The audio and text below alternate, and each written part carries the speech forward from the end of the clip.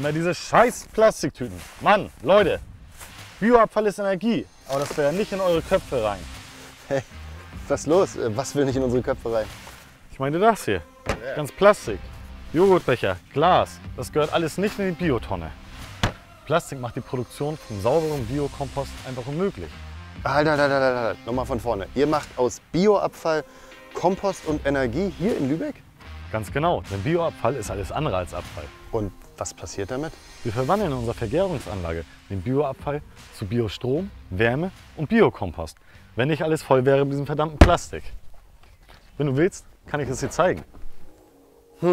Aus Bioabfall wird Energie, Wärme, Kompost und Strom. Ob man das Plastik da nicht irgendwie aussortieren kann? Ich schaue es mir mal an. Hey, ich bin dabei. Auf zur... Vergärungsanlage. Lass mich dein Rad nehmen. Cool, danke. Wie heißt du eigentlich? Ich bin Sami und du? Ich bin Morten. Freut mich. Mich auch. In Lübeck leben rund 220.000 Menschen. Wir haben 41.000 Biotonnen. Das macht ganze 300 Tonnen Bioabfall pro Woche oder 30 Müllwagenladungen. Und das Plastik wird nicht weniger. Das ist natürlich eine Menge, aber logisch. In jedem Haushalt gibt es Gemüse- und Obstreste und natürlich auch verdorbene Lebensmittel. Ganz genau.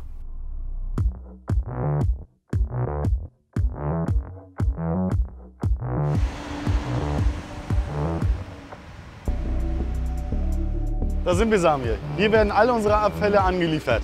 Wir schauen uns das aus der Entfernung an. Es riecht ein bisschen unangenehm da drin. Das ist ja alles voller Plastik. Wie geht's jetzt weiter? Was passiert mit den Säcken? Die Säcke werden dort drüben geschreddert. Das Material fällt in den sogenannten Fermenter. Das sind luftdicht verschlossene Behälter. In denen vergärt der Bioabfall zu Biogas. Aus dem Biogas macht man nachher Strom und Wärme. Genial, oder? Das hier ist die Leitwarte. Von hier aus können wir alles sehen. Morten, du hast mir vorhin von Biokompost erzählt. Wo entsteht der und was passiert mit den ganzen zerrissenen Plastiktüten? Das ist das große Problem. Das ganze Plastik ist noch mit drinne. Vom Fermenter wird alles in sogenannte Rotteboxen gefahren. Mit hinein kommen noch Gartenabfälle und daraus entsteht der Biokompost. Um das Plastik aus dem ganzen Biokompost herauszukriegen, haben wir was ganz Besonderes. Er macht es spannend wie ein Sportreporter beim Stand von 1:1, 10 Minuten vor Ende der Partie. Morten, erzähl, mach's nicht so spannend. Was macht ihr? Das kann dir am besten unser Chef Manfred Rehberg erzählen. Ich muss weiter. Chef, das ist Samir. Er will wissen, wie die Anlage funktioniert. Ich habe ihn und sein Klapprad in der Stadt aufgegabelt. Okay. Hallo Samir. Moin Manfred. Was möchtest du wissen? Fermenter, Biogas, Produktion, Strom, Wärme, habe ich alles verstanden. Aber wie macht ihr das mit dem Biokompost? Wie kriegt ihr das Plastik daraus? Im ersten Schritt wird der Bioabfall zerkleinert und das Material wird abgesiebt. Und dabei entstehen eigentlich zwei Arten von Bioabfall. Die Feinfraktion, die wird im Fermenter zu Biogas.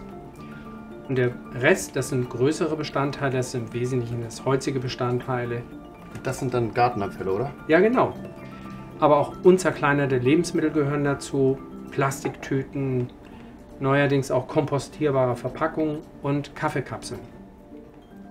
Um diese Störstoffe aus dem Biokompost zu entfernen, blieb früher nur eine Möglichkeit, diesen Teil zu verbrennen. Und das ist natürlich schade, weil wir diesen Teil später ja in der Produktion noch brauchen. Dafür haben wir jetzt ein neues Bauteil, unseren NIR-Sichter. Wofür steht NIR? Was macht dieses Gerät? NIR steht für Nahinfrarot. Dieses Bauteil nutzt Infrarottechnologie, um Kunststoffe zu erkennen und auszuschleusen. Der NIR-Sichter kann aber leider nicht dabei helfen, die kleinen Kunststoffteilchen, die ganz am Anfang durch das Sieb gefallen und mit der Feinfraktion in den Fermenter gekommen sind, zu entfernen. Stimmt, das Sieb am Anfang lässt natürlich kleinste Plastikteile durch. Und was macht man, um diese kleinen Plastikteile zu entfernen? Dafür haben wir eine Art Staubsauger. Komm, ich zeige ihn dir. Okay, ein Sieb am Anfang, dann Nahinfrarottechnologie zum Aussortieren von Plastik. Aber wie kann ein Staubsauger helfen, das Material, das im Fermenter war, von Plastik zu befreien? Ich schaue mir das mal an. Der Gärrest aus dem Fermenter kommt hier in die Intensivrotte. Das sind bei uns Rotteboxen. Danach wird wieder fleißig gesiebt, um die holzigen Anteile und die Plastikteilchen zu entfernen. Hier haben wir in der Vergangenheit auf immer feinere Siebe gesetzt, das heißt immer engere Maschen. Das hat natürlich einen Nachteil. Lass mich raten, je feiner das Sieb, desto weniger Kompost bleibt am Ende übrig. Richtig? Ganz genau. Heute fahren wir den Kompost auf diese Bänder. Komm, wir gehen mal rüber.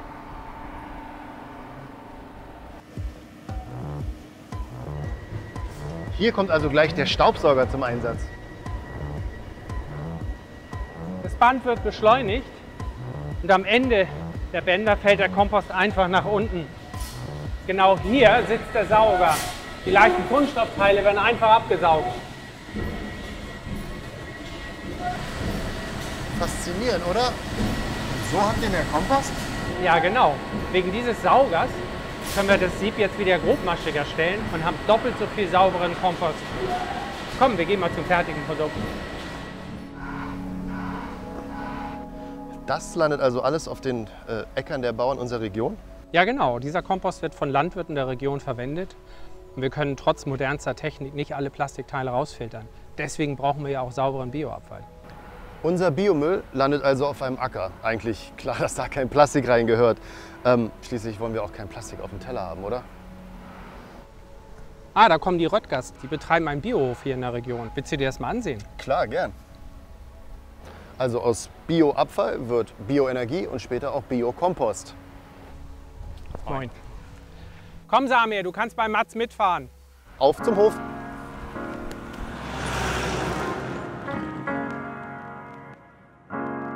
Schön hier. Wir alle sollten nicht nur viel weniger Plastik produzieren, wir sollten vor allen Dingen darauf achten, dass unser Biomüll auch plastikfrei bleibt.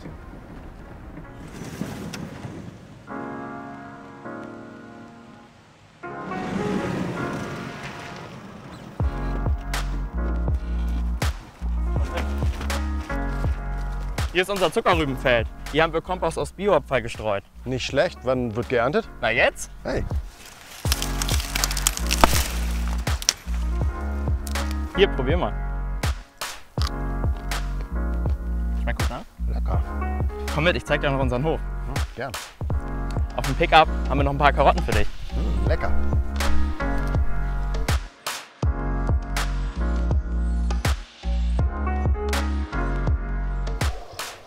Da ist unser Biokompost. Der liefert unserem Boden und unseren Kulturpflanzen wichtige Nährstoffe. Zudem erhöht er den Wasserspeicher am Boden.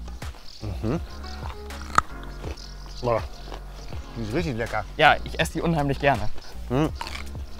Was baut ihr noch so an, außer den leckeren Möhren? Wir produzieren hier Kartoffeln, Zuckerrüben, Mais, Weizen, Roggen, eigentlich alles, was man zum Essen braucht. Und was ist jetzt der Vorteil von diesem Biodünger gegenüber normalen?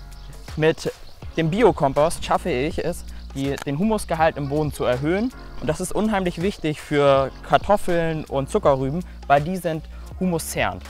Und deswegen brauchen wir diesen Biokompost. Clever. Oh, die sind echt gut. Magst du mal beißen? Gerne.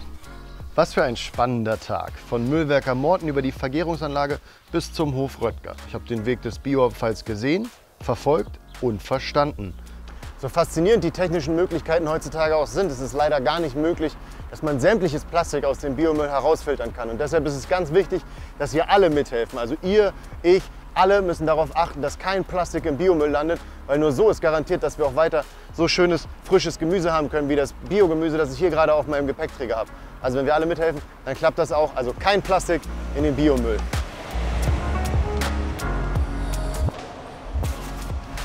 Dann klappt es auch mit dem Müllwerker.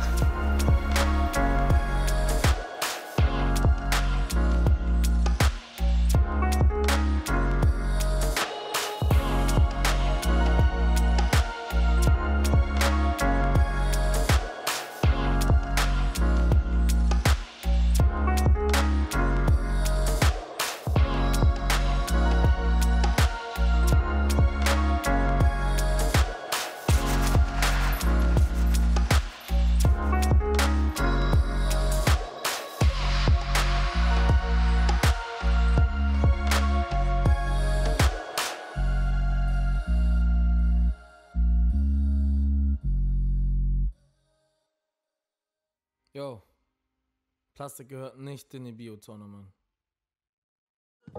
Wir für Bio, wir sind ein Trio, nur du und ich und diese Welt.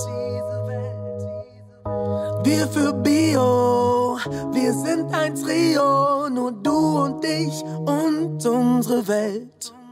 Hashtag, wir für Bio.